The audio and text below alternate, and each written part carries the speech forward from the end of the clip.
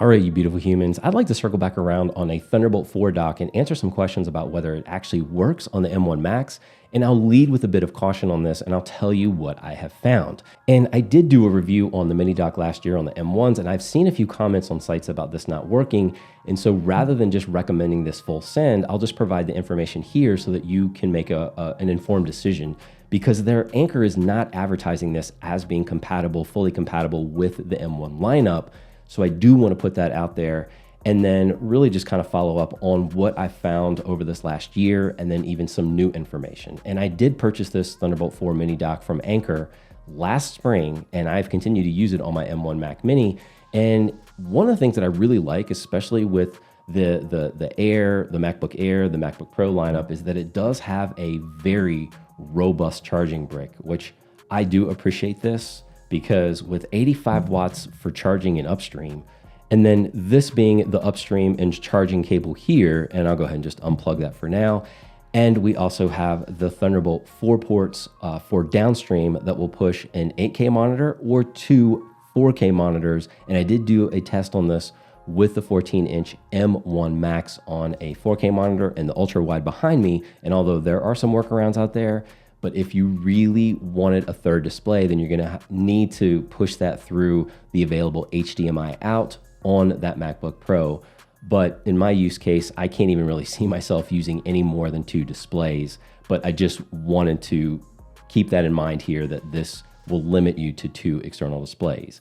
However, just as a reminder that the M1s will support one external display, as I've said before, although again, I know there are workarounds and I can point you in the direction of display link in the description below if you want to start experimenting with it, and feel free to do so. And one thing that is really nice is that we have this USB Type A port, since we don't have that on our current MacBook Pros, or at least the latest iteration. And let me get to some early warning here that this isn't a dig at Anker on this dock, because they've advertised it as such, meaning to note that this dock is only compatible with Big Sur and Monterey and Windows 10 and 11. And I did test it on my other Mac that is running Catalina, and it isn't recognized. It'll charge the MacBook Pro, but it will not, I can't connect any external devices to it and have it be recognized. However, it is also apparently not compatible with iPad OS. However, I've connected it to my M1 iPad Pro, and I was able to not only charge it, but then I was able to connect a USB 4 enclosure here, and also this 3.1 Gen 2 enclosure as well. Recognized, it didn't disconnect. I was able to read the files, no issues there. So your mileage may vary, just putting that out there. And one of the reasons that this mini dock may be so appealing to you is that with the M1 Pro and the M1 Max machines, we already have the SD card slot, we have 3 Thunderbolt 4 ports, and that HDMI. So adding in another 3 Thunderbolt ports at an advertised 40 gigabits per second gives you a few more possibilities with those peripherals. But let's talk about a use case here, because the way that I've been rocking and testing it a bit. Now, I typically keep this thing in a drawer behind me connected to the Mac Mini. So on a desk setup, you may want to mount this in a way that hides some of those cables. But what I did was I just connected the upstream cable to the MacBook, and then I had my 4K display connected through the mini dock, as well as 2 NVMe enclosures, and I was able to work just fine on these. However, let's head into what was working and what I noticed was different when compared to the M1 Mac. But when I plugged in the fledgling Thunderbolt 3 enclosure through the hub versus a direct connection to the Mac, you'll see some variations here that were a bit different than when I've tested it with the M1, and you can check out that video, I will link it up. But we had already determined that the Thunderbolt protocol here, it's really working closer to what is advertised on the M1 Pro and M1 Max versus some of the issues that we found on just the M1.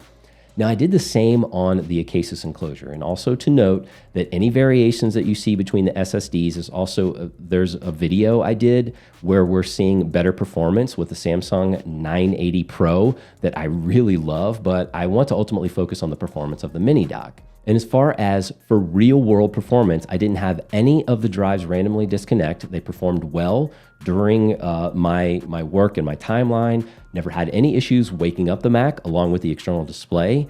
And there weren't any random waking issues as well. And one of the issues that I had found, unfortunately, was that if you're using a Thunderbolt enclosure, then when you plug it in and initially like the mini dock will recognize it, you can work off of it, there's no issues. However, if you disconnect it, even using a proper eject command, then you try to plug it back in, it won't recognize the enclosure.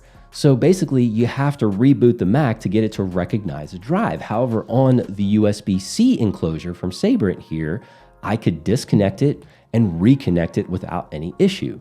And yes, just as a heads up, your Thunderbolt enclosures will continue to draw power and will be warm to the touch. And this will happen whether connected directly like to the Mac or through the hub, but it shouldn't be so hot that you can't touch it. So I just want to reiterate that my recommendation comes with a little caution here. And as I said, I really just wanted to share my experience, especially because the reviews are mixed on this thing. And Anker does in fact advertise that the mini dock isn't fully supported.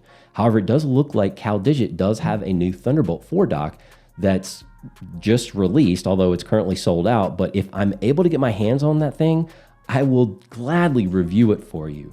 But I just wanted to provide you with a little bit of context. So my apologies if, this is not the perfect dock, because we're still all trying to find the perfect dock. So maybe this video is about ruling this one out for you. But be sure to check out those other videos I mentioned for more context and buying advice. Keep rocking those faces. I'll see you right back here on the next one.